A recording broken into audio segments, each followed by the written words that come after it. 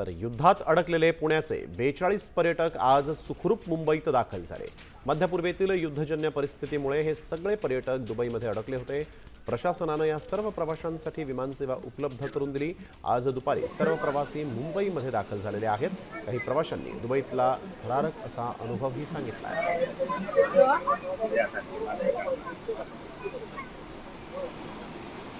आम्ही एकूण 42 प्रवासी दुबईला फिरायला आलेलो होतो।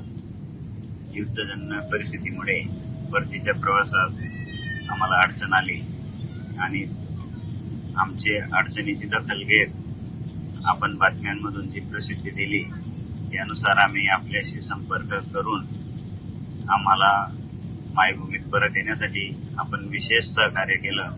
याबद्दल माननीय उपमुख्यमंत्री एकनाथरावजी शिंदे व नामदार गिरीश भाऊ महाजन यांचे मानावे तेवढे आभार